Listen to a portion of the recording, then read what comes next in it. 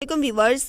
ईमान को जैसे ही पता चलेगा ईमान की बातों से कि ये सब कुछ सैरिश ने किया, सैरिश ने ही ये हाका आहत तक भिजवाया है, तो ईमान देखती ही रह जाएगी। उसकी कुछ समझ में नहीं आएगा कि सैरिश दोबारा से अपनी लालची फितरत में और दूसरों के घर को तबाह बर्बाद करने में जैसी नीयत पर आ चुकी हैं। तो ईमान के लिए इन सब बातों पर यकीन करना बहुत मुश्किल होगा, लेकिन उसे यकीन करना पड़ेगा, क्योंकि आहत के बाबा जान भी जब उसे सारी असलियत बताएंगे कि आहत तुमसे आहिस्ता आहिस्ता क्यों दिन ब दिन दूर होते चले जा रहे हैं, तो ईमान को भी अपनी गलती का एहसास होगा कि उसने सैरिश को इस घर में लाकर बहुत बड़ा गलत कदम उठाया। लेकिन तब उसके पास सिवाय पछतावों के कुछ भी नहीं होगा, क्योंकि सैरिश और राहत जो है वो दोनों बहुत आगे तक निकल चुके होंगे और उन दोनों का वापस आना बहुत मुश्किल होगा। दोस्तों, ड्रामा सीरियल मैं अगर चुप होंगी नेक्स्ट आने वाली एपिसोड में आप लोग देखेंगे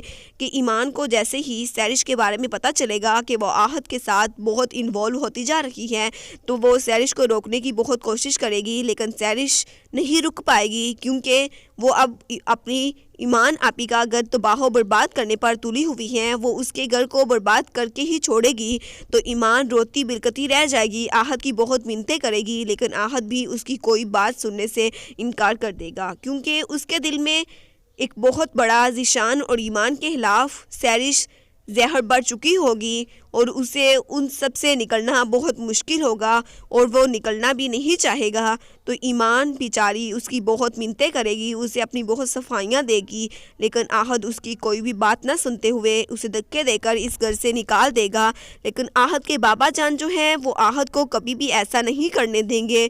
वो अपनी बेटी के साथ अलग घर में रहना शुरू हो जाएंगे। आई होप सो कि आप लोग को मेरी वीडियो अच्छी लगी होगी। अच्छी लगे तो लाइक कीजिए, न्यू है तो सब्सक्राइब कीजिए। अपना एक अच्छा सा पॉइंट नीचे कमेंट सेक्शन में जरूर दे दीजिएगा।